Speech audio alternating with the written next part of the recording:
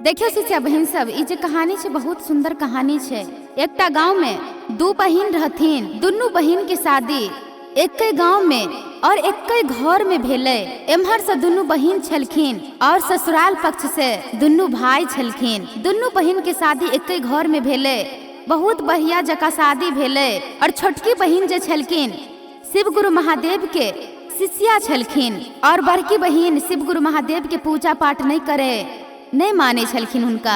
जब दुनू बहिन की शादी एक घर में भेले, जब ससुराल गेलखिन पहुँचलखिन तो छोटकी बहिन जे शिव गुरु महादेव के शिष्या रहे छे, कोई भी आदमी जब शिष्य बने छे तो ओकर दिल बहुत बड़ा रहे छे। तो छोटकी बहिन जत्ते भी काम काज रहे छे सब काम काज क ले छथिन। ओके बाद शिव गुरु महादेव के चर्चा में चल जाए छथिन। और बड़की बहिन कोई काम नहीं करे छथिन, वो हमेशा अपने घर में रहे छथिन। छोटकी बहिन ई सोच कर सब काम काज क ले छथिन और चर्चा में चल जाए छथिन कि हम छोट छिए, घर के छोट पुतोह के फर्ज बने छे सब काम काज करे के। तो बेचारी सब काम काज क के अपन शिव चर्चा में भी चल जाए छलखिन। एनाहिते रोज के काम हुनकर इहे छले, सब काम काज क ले छलखिन। वो अपन बड़की बहिन के खाना भी दो दे छलखिन और शिव चर्चा में धरफर में चल जाए छलखिन। देखियो शिष्या बहिन सब, समय एनाहिते बीतत गेले। छोटकी बहिन के दूटा लड़का भेले। छोटकी बहिन के दूटा लड़का जब भेले और बड़की बहिन के नहीं भेले। देखियो शिष्या बहिन सब, शिव गुरु के महिमा केहन होइ छे। छोटकी बहिन के दूटा लड़का भेले। छोटकी बहिन तो शिव गुरु महादेव के शिष्या रहे छथिन, शिव गुरु महादेव के शिष्या छलखिन। तो शिव गुरु महादेव तो बहुत दयालु गुरु छथिन। शिव गुरु महादेव के हर अंग में दया, हर पल में दया, हर तन मन में दया रहे छे। तो वो तो शिव गुरु महादेव के शिष्या छलखिन। तो शिव गुरु महादेव हुनकर अर्जी सुने छलखिन। तो बड़की बहिन से पहले ही उनका दूटा बेटा दो दिलखिन। और बड़की बहिन के एकोटा संतान नहीं भेले। बच्चा हुए के बाद भी वो शिव चर्चा में चल जाए छलखिन सब काम काज क के। जब बच्चा कनी नमहर भेले तो बच्चा के भी शिष्या बहिन स्कूल पठा दे छलखिन। ओके बाद शिव चर्चा में चल जाए छलखिन। आ जब बच्चा जब स्कूल से आवे छले तो उनकर बड़की बहिन जे छलखिन वो दिल के बहुत नीक इंसान छलखिन। जब वो बच्चा सब आवे छले स्कूल से तो बच्चा सबके बहुत बढ़िया जका स्कूल ड्रेस सब निकाले छलखिन, अपन खाना पीना सब बढ़िया से अपन दे छलखिन। जिनकर मम्मी शिव चर्चा में गेल छे, हालांकि चाची भी हम ही छे, मौसी भी हम ही छिए, तो बढ़िया जका स्वागत भागत बच्चा सबके करे छलखिन शिष्या बहिन के बड़की बहिन। एनाही समय बीतत गेले। देखियो शिष्या बहिन सब, जब ककरो घर में जब नीक जका सब परिवार रहे लागे छे तो अड़ोस पड़ोस के जे आदमी रहे छथिन, खास कर महिला, उताक झांक जरूर करे छथिन और ओई घर के बिगाड़े के पूरा प्रयास करे छथिन। तो देखियो शिष्या बहिन अपन बड़की बहिन के खाना पीना भी दो दे छथिन, बच्चा सबके स्कूल भी भेज दे छथिन और शिव चर्चा में चल भी जाए छथिन। रोज के हिनकर वह काम रहे। और बड़की बहिन जब हुनकर बच्चा स्कूल से आवे तो खाना पीना दे छलखिन, बच्चा के बढ़िया जका रखे छलखिन बच्चा सबके। तो टोला मोहल्ला के जे औरत सब रहे हुनका से ई खुशी देखल नहीं गेले। तो देखियो शिष्या बहिन सब, हुनकर छोटकी बहिन तो शिव गुरु के शिष्या रहथिन तो चर्चा में रहथिन। और जब बड़की बहिन बच्चा सबके स्वागत भागत करे छलखिन तब टोला मोहल्ला के औरत जाकर कहलखिन उनका बड़की बहिन से कि ये अहाँ ई की करे छी, ई जे दूटा बच्चा है से ओकर बच्चा है कि अहाँ के बच्चा या जी हाँ ओते स्वागत भागत करे छिए। तो वो बेचारी अपन कहलखिन की छे से ई बच्चा छे तो हमरे बहिन के बच्चा छे ना, ई कोनो दोसर बच्चा तो नहीं छे जे हम स्वागत भागत नहीं करिए। तो वो कहलखिन नहीं ये हमरा कहे के मतलब कुछ और या। कहलके की कहू, की कहे के मतलब या अहाँ के। कहलखिन देखियो हुनका पास तो सब चीज छे, दूटा बच्चा भी छे, पूरा सौर संपत्ति ओई बच्चे के होते बढ़ते त, और अहाँ के तो अखन तक कोनो अच्छा बच्चा नहीं है जे ई पूरा राजपाट के मालिक तो एकर बच्चे सब नहीं हेते, अहाँ के तो कुछ ये नहीं। तो देखियो शिष्या बहिन सब, ई बात कह के पड़ोसन तो ओई दिन चल गेलखिन। लेकिन जब जे शिष्या बहिन लौटलखिन अपन बच्चा सबके देख कर जब पूछलखिन बच्चा सब हमर एते बड़का भ गेल और हमरा बहिन के अखन तक कोनो बच्चा नहीं भेलैया।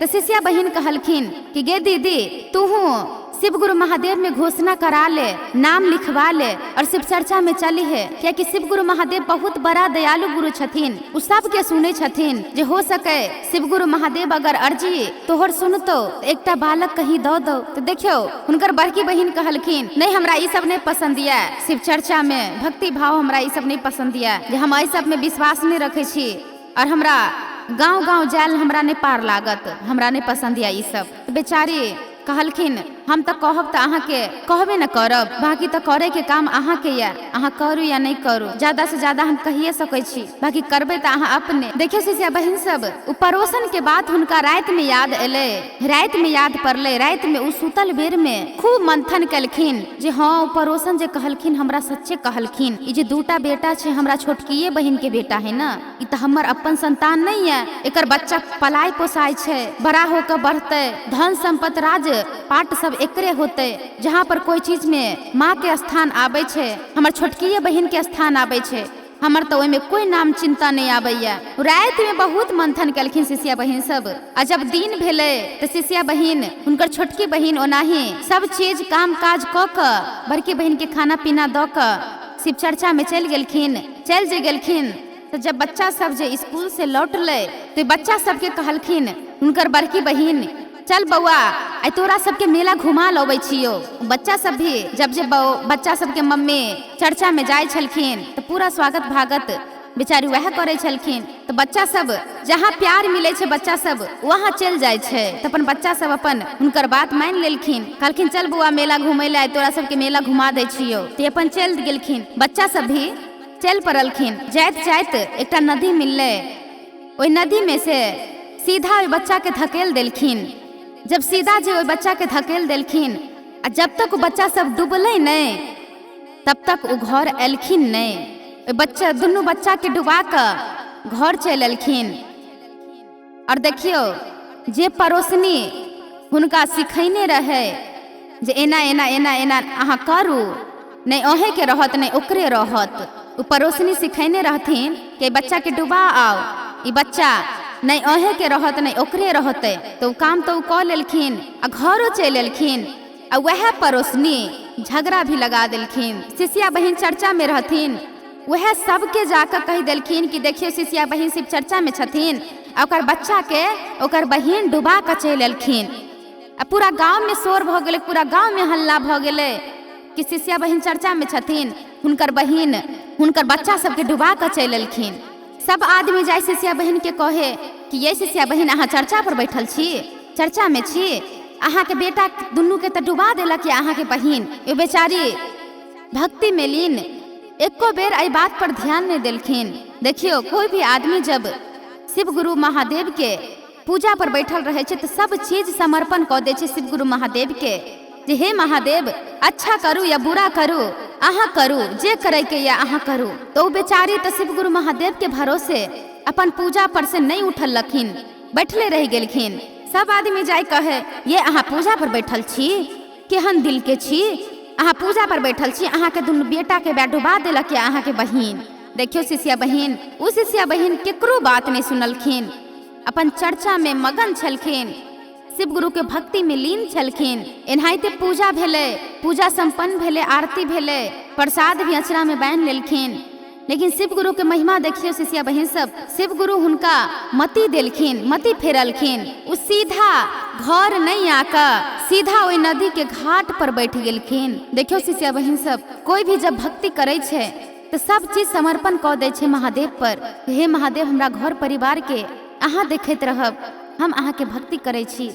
वो बेचारी तो शिव गुरु महादेव के भरोसे पूजा पर बैठले रहथिन, ते द्वारे बेचारी बहुत दुख रहथिन। उ नदी के किनारे बैठ कर उनकर बेटा तो कहाँ से कहाँ भसिया कर नहीं चल गेलखिन। उ नदी के किनारे बैठ कर छाते फाड़ कर काने लगलखिन। काने जब लगलखिन तो शिव गुरु महादेव के सुमेर का सब बात वो अपन सुनाबे छथिन। गंगा जी के पानिया हो शिव गुरु बोरिंग से सुखबै रे जान रे बोरिंग से सुखबै रे जान अखिया के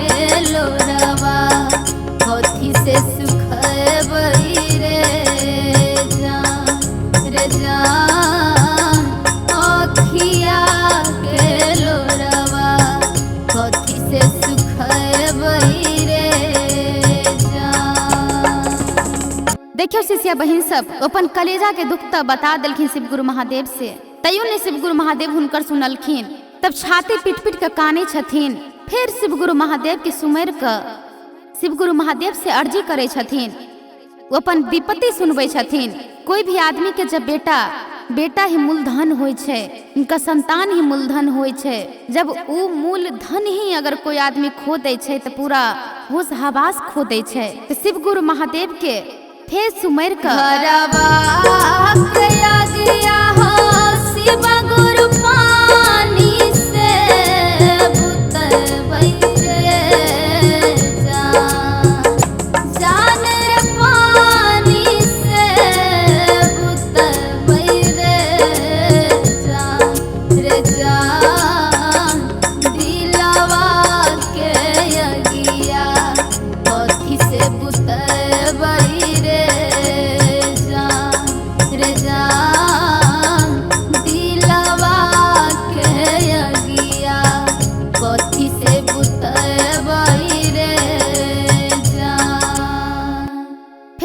शिव गुरु महादेव सुनलखिन। शिव गुरु महादेव हुनकर बेटा के नहीं ऊपर क देलखिन। उ शिष्या बहिन पूरा तन मन से हार गेलखिन। क्या कि देखियो शिष्या बहिन सब, आहू या हमहू सब अगर पूजा पाठ करे छिए तो महादेव से एतबाइए कहे छे कि हमर घर परिवार निक जका रहे, खुशी खुशी रहे। खास कर जे हमर संतान सब या उ खुशी खुशी रहे, निखे सुखी रखी है। शिष्या बहिन फिर सुमरे छथिन शिव गुरु महादेव के, जे हुनकर दिल के दर्द छे बच्चा डूबे के बाद उ बतावे छथिन कि हुनका दिल पर की गुजरे छे।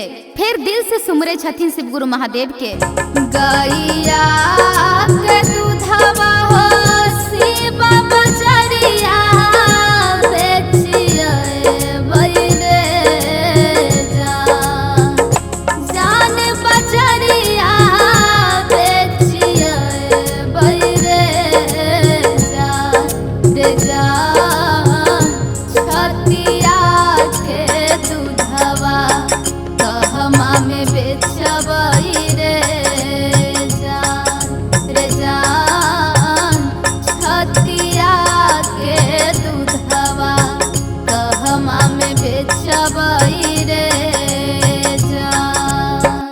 देखियो शिष्या बहिन सब एते बचन सुन क साक्षात पार्वती मैया के कलेजा फट जाय छे कि महादेव अहाँ के शीश बिलख रहलिया, कान रहलिया।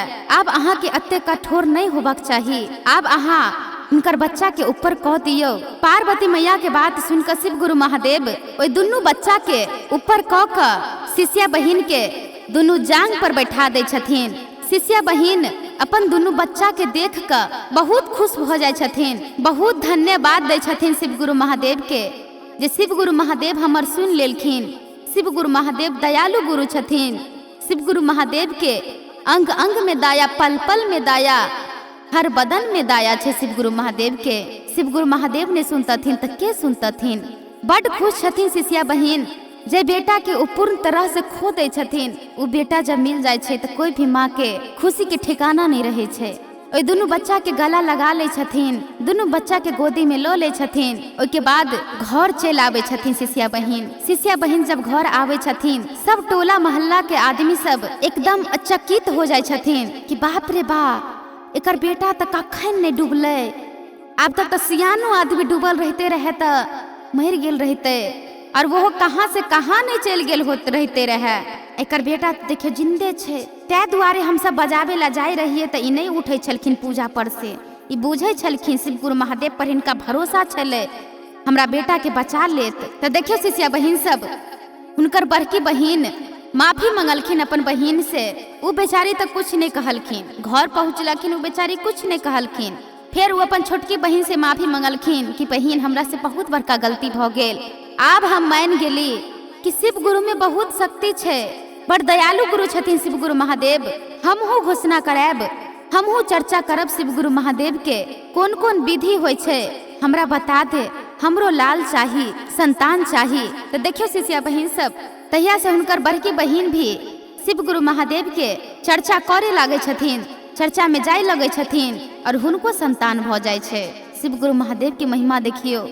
शिव गुरु महादेव सबके सुने छथिन।